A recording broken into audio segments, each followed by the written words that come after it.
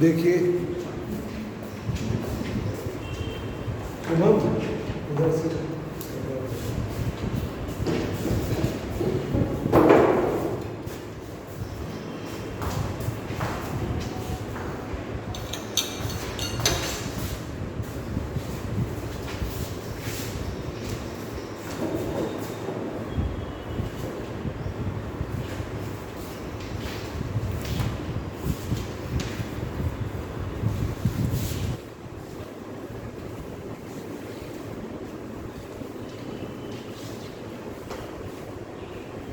देखिए,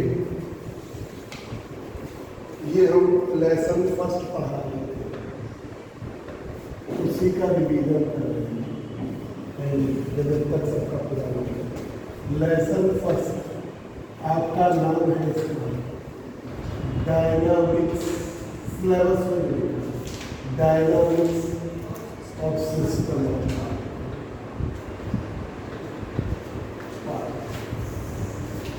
ये lesson first है, dynamics of system, dynamics of system of particle, ये लेसन फर्स्ट। ठीक है, जैसे हम ये भी दे ये भेज दे रहा है।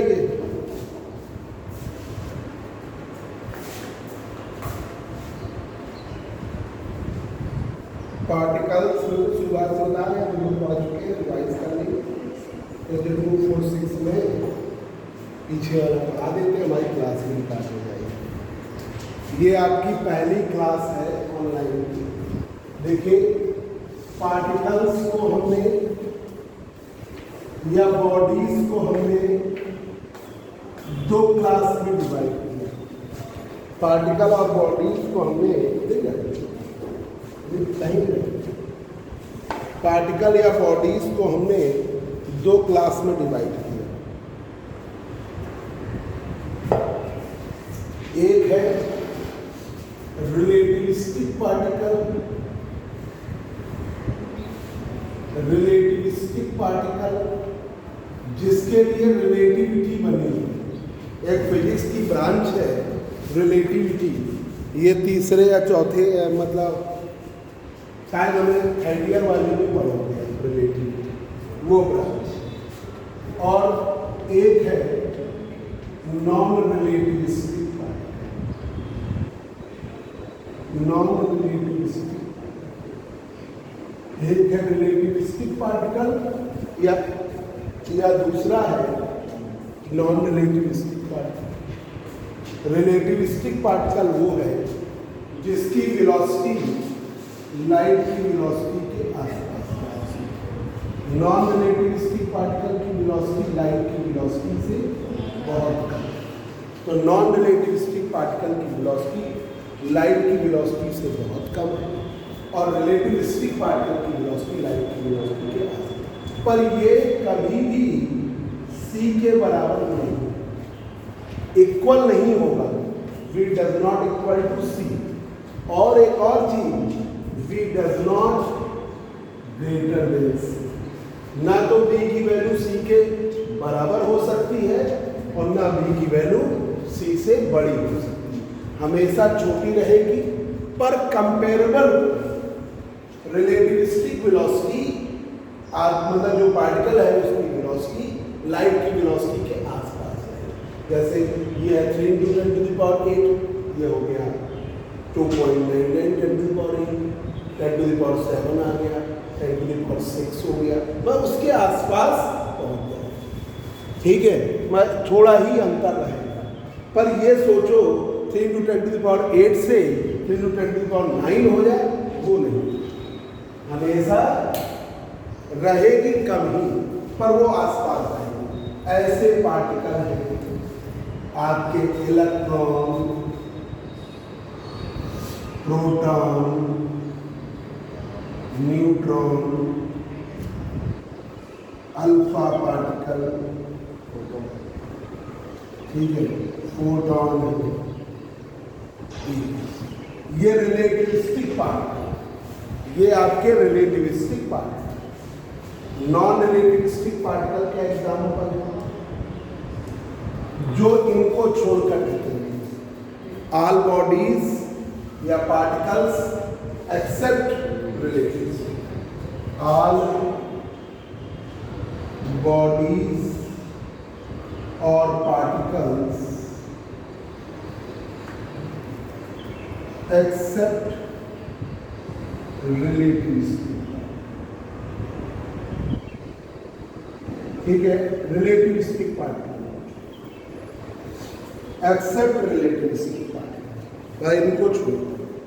अब आपको फ्रेम ऑफ रेफरेंस पता, फ्रेम ऑफ रेफरेंस इसे तो हमने प्रॉपर पढ़ाएंगे, बस अभी न्यूटन्स लॉ के फ्रेम ऑफ रेफरेंस एक कोऑर्डिनेट सिस्टम है,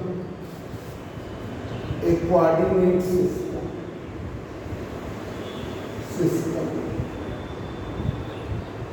attached with any rigid body,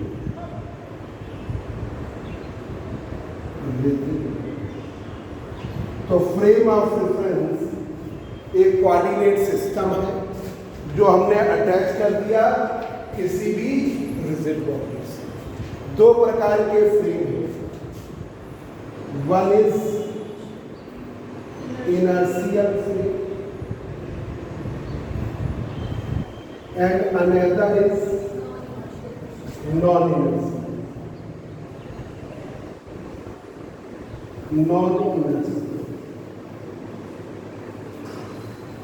जैसे classroom, bus stop, railway station, ये सब इनर्शियल से।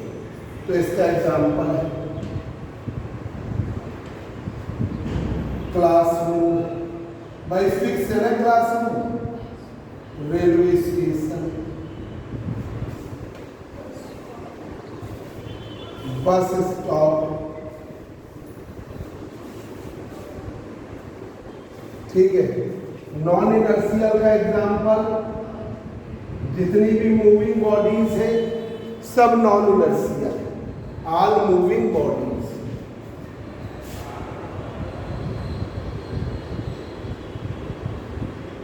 Moving bodies, all rotating bodies.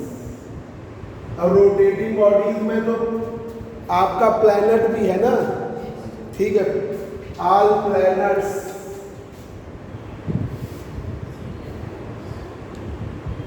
All satellites,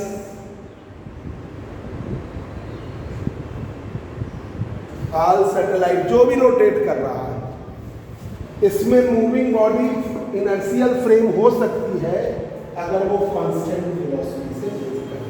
moving body is also inertial if moving with constant velocity.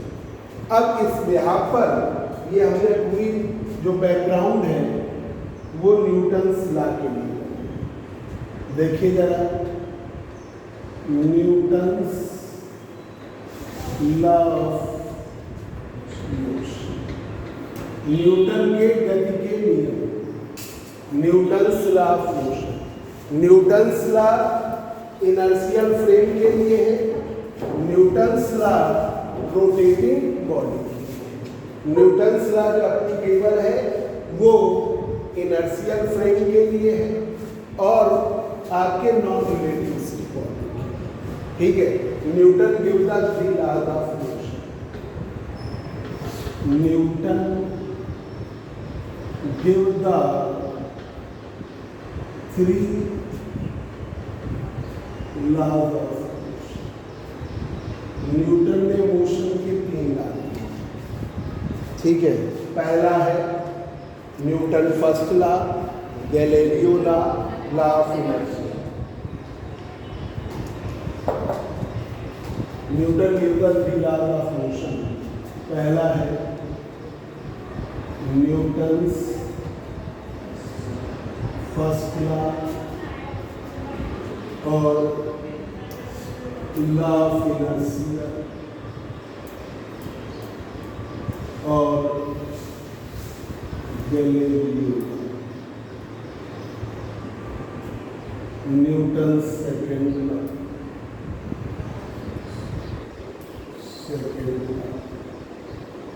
या क्या कहते हैं, law of force.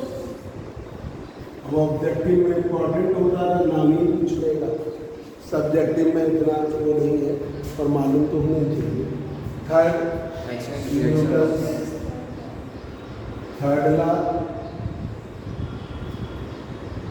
Third law या क्या कहते हैं, action reaction law. Action reaction, क्रिया प्रतिक्रिया। तो इस तरीके के आपके Newton's law of motion, Newton give the 3 laws of motion. Newton ने दिए हैं मोशन के 3 लॉ। न्यूटन फर्स्ट लॉ या लॉ ऑफ इनर्शिया या गैलीलियो का, न्यूटन सेकेंड लॉ या law of force, Newton third law action reaction law. Overall way में ये न्यूटन के 3 लॉ है। पहला देखिए,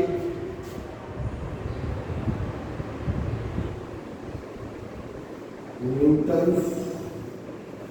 फर्स्ट लॉ और law of inertia,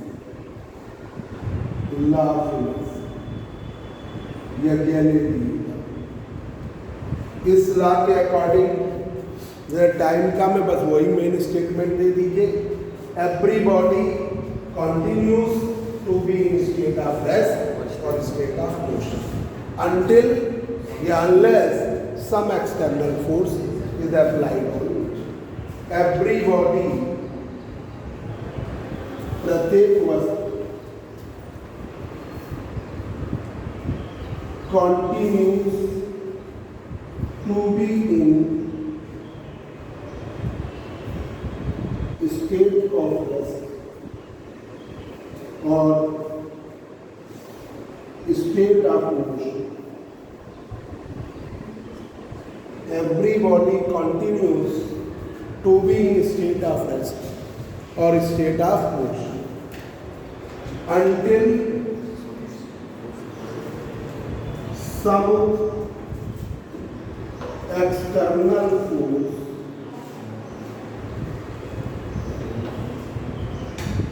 is applied until some external force is applied on it, जब तक कि कोई बाह्य बल उस पर न लगाए।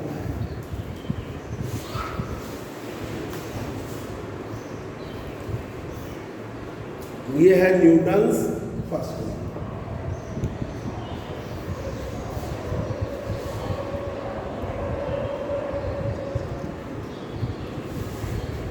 अभी इसको डाउनलोड करके तुम्हारे ग्रुप में डाल। 246 में इसके आगे की क्लास रिकॉर्ड कर लेंगे, फिर वो सेकेंड क्लास।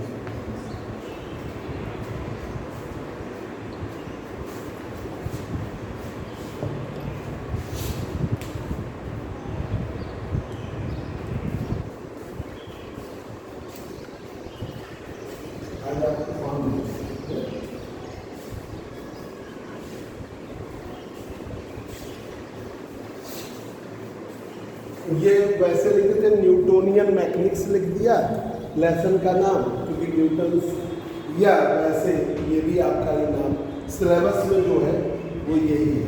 लेसन का नाम यूनिट फर्स्ट, ये यूनिट फर्स्ट, ठीक है।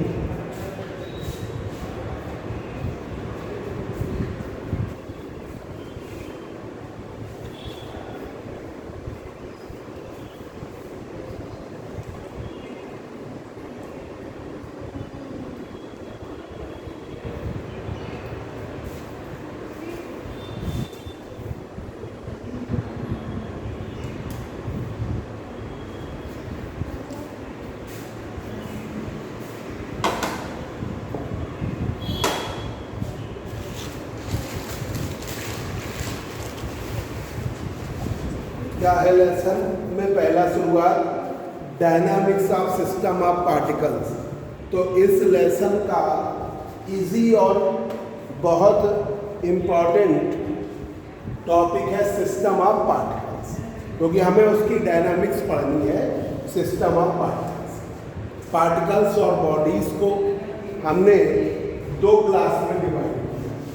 पार्टिकल्स और बॉडीज को हमने दो टाइप्स में डिवाइड, मतलब चाहे पार्टिकल हो सकता है या बॉडी। अब जैसे क्लासरूम है, ठीक है, या मान लीजिए सैटेलाइट्स है या प्लैनेट्स है, ये भी तो मूव कर रहे हैं, तो वो सब बॉडी कहलाएंगे ना, पार्टिकल्स तो क्या कहेंगे।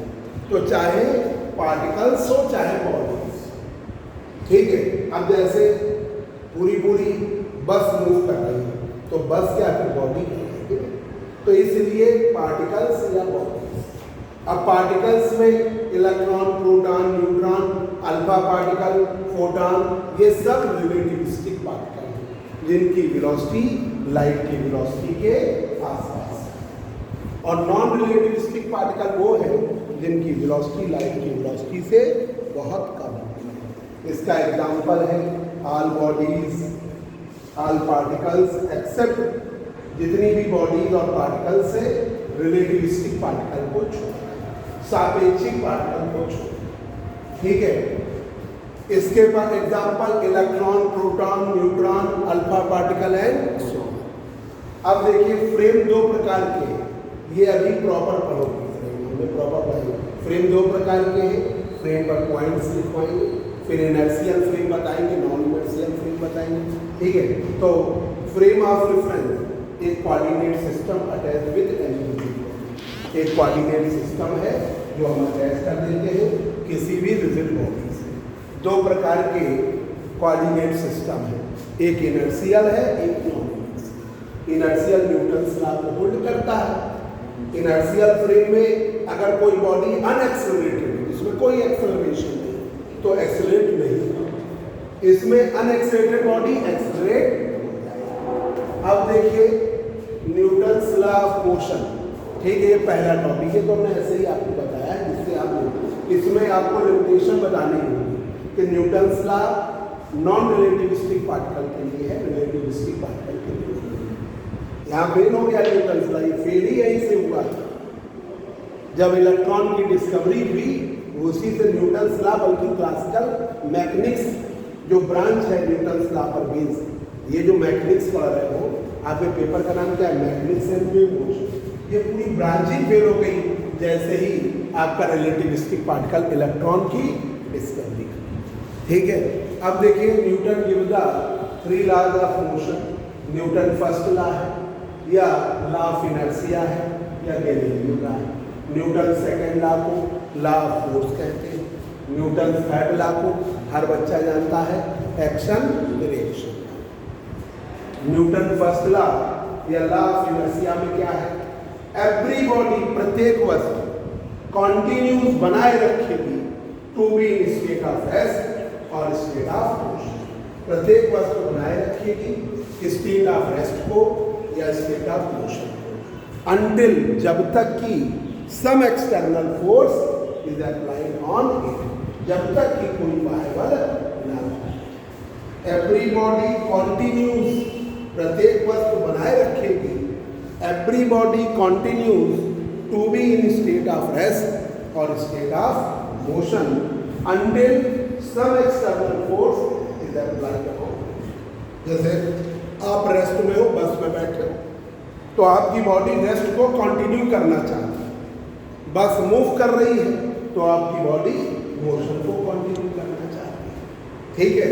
अब बस में आप बैठे हो, बस रेस्ट में है, चलेगी एकदम से तो आपकी बॉडी पीछे की तरफ जाती है, तो वो स्टेट ऑफ रेस्ट को कंटिन्यू करना चाहती है। इनर्शिया ऑफ रेस्ट को, जैसे बस में आप गए, बस स्टॉप पर खड़ी आप बैठे, ठीक है, बस चलेगी चाहे अचानक चले, आपको बता के चले, तब भी जैसे ही बस चलेगी, ठीक है, आप तैयार भी होगी, तब भी हल्का सा झटका पीछे जब बस चलेगी, क्योंकि आपकी बॉडी इनर्शिया ऑफ रेस्ट, उस रेस्ट को बस मोशन में है, आपकी बॉडी मोशन में, मतलब आपकी बॉडी इनर्शिया ऑफ मोशन है, ठीक है।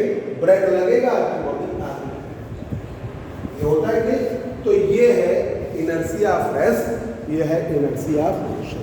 मतलब जो स्टेट में बॉडी है उस स्टेट को बनाए रखना चाहती है, तो उसे कहते हैं इनर्शिया, इनर्शिया ऑफ बॉडी। अगर रेस्ट को कंटिन्यू करना चाहती है तो इनर्शिया ऑफ रेस्ट है, अगर मोशन को कंटिन्यू करना चाहती है तो इनर्शिया ऑफ मोशन। ठीक है, क्लियर? तो यही दिए जा रहे हैं। अब जैसे आगे बार टाइम कम हुआ तो इस जो हम ये 2 पॉइंट लिख रहे हैं इसे कम कर सकते हैं, क्योंकि आपके स्टेटमेंट में इतना चल गया।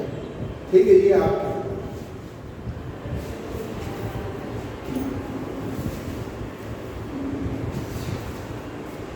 इसी में लिख दे रहे हैं, if body continues to be in state of rest, state of rest, body continue कर रही state of rest, then it will be in inertia of rest। तो वो किसमें होगी? inertia। If body continues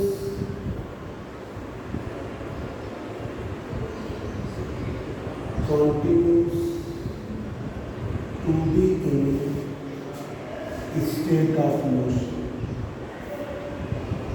body continue कर रही state of motion, then it will be in inertia of motion. अगर body state of rest को continue करती है तो इनर्शिया ऑफ रेस्ट में, अगर बॉडी स्टेट ऑफ मोशन को कंटिन्यू करती है तो इनर्शिया ऑफ मोशन। देखिए Newton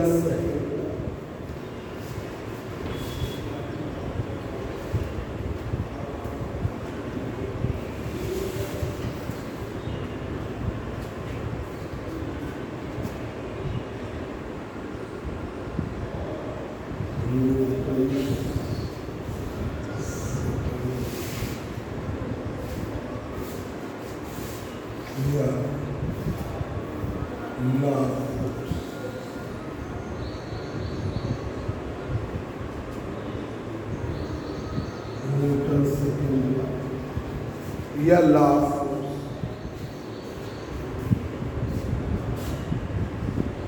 force acting on a body, जो फोर्स लग रहा है बॉडी पर is directly proportional to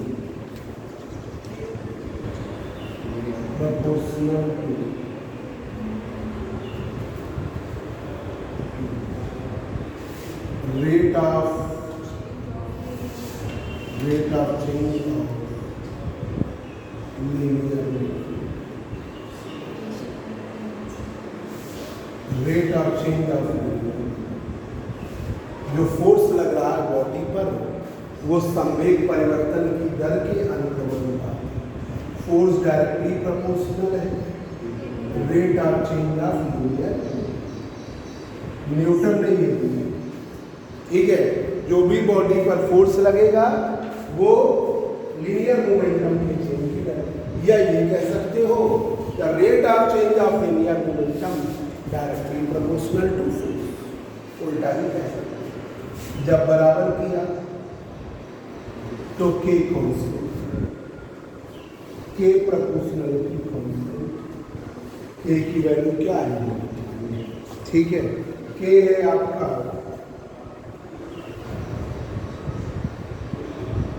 proportionality,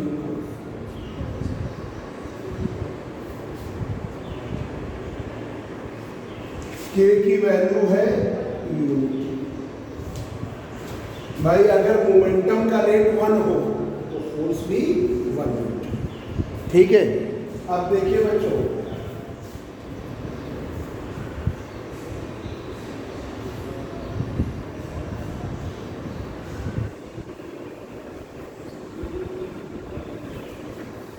तो फोर्स जो है मोमेंटम के रेट की बराबर, force, rate of change of fluid.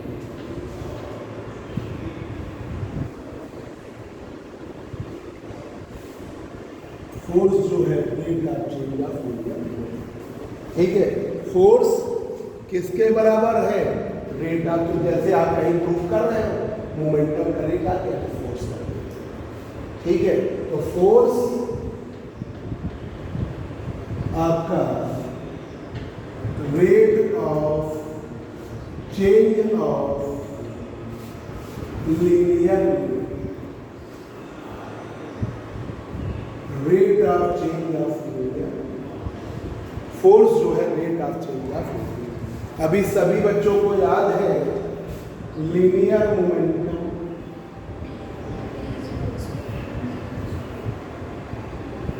P is equal to P की वैल्यू mv, m है मास, v है वेलोसिटी, m मास, तो f बराबर v बाई dt, तो f बराबर v, वेलोसिटी का रेट एक्सेलरेशन के बराबर, तो f बराबर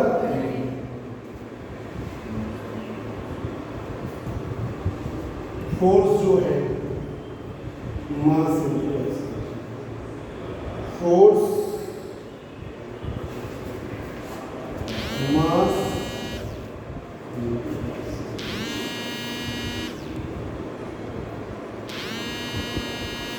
के प्रोडक्ट के बराबर। अब जैसे किसी का न्यूटन्स लॉ पूछिए तो हर बच्चे बताता है F बराबर ma, उसे याद है, या Newton third law, first law mostly बच्चे कम करते हैं। तो फोर्स जो है मास इनटू एक्सेलरेशन के प्रोडक्ट के बराबर, फोर्स जो है rate of change of linear momentum के रेट के बराबर होता है। अब आइए Newton's third law, second law तो मोस्टली सभी बच्चों को याद है। थर्ड लॉ एक्शन रिएक्शन, ठीक है, रफ करते इधर। थर्ड लॉ है एक्शन रिएक्शन लॉ, क्रिया प्रतिक्रिया का।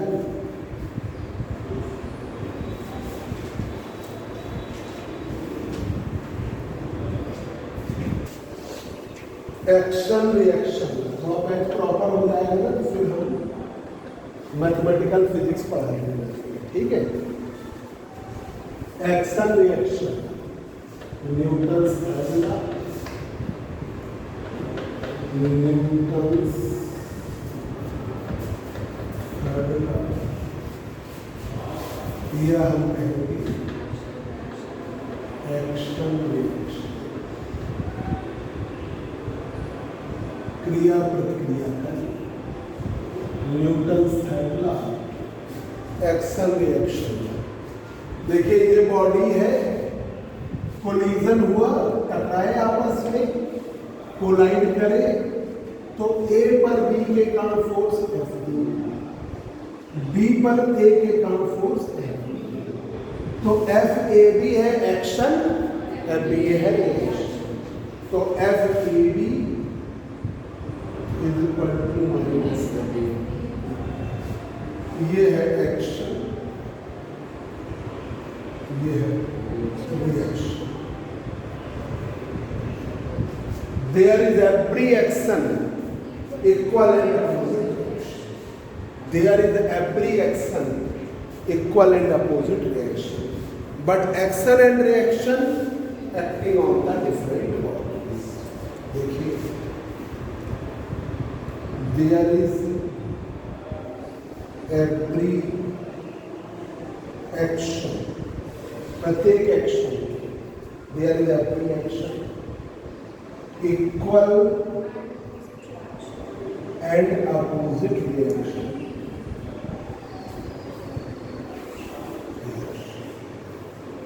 Equal and opposite reaction. But action and reaction acting on the different bodies. But action and reaction, acting on the different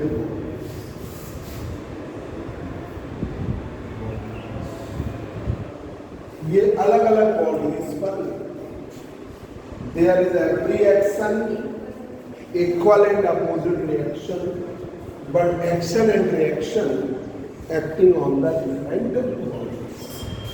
अब देखिए इसकी क्या लिमिटेशंस, क्या इसकी लिमिटेशंस, बस चलिए बात तो पढ़ेंगे थोड़ा। लिमिटेशंस क्या है? तो Newton's law non relativistic particle पर एप्लीकेबल है। Newton's law is applicable on the non-relativistic particle.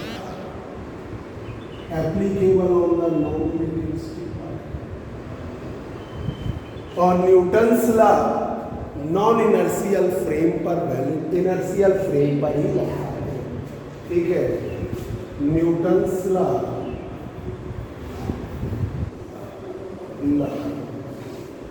is applicable on the inertia। भाई ये कहाँ तक लिमिटेशंस में क्या है कि उसकी क्या लिमिट है? तो लिमिट में तो यही आएगा कि नहीं भाई आप रिलेटिविस्टिक पार्टिकल भी नहीं लगा सकते, ठीक है, और इनर्शियल फ्रेम पर ही लगा सकते। हाँ इनर्शियल पे लगा सकते हो, नॉन पे नहीं लगा सकते हो, वो कोई, ठीक है।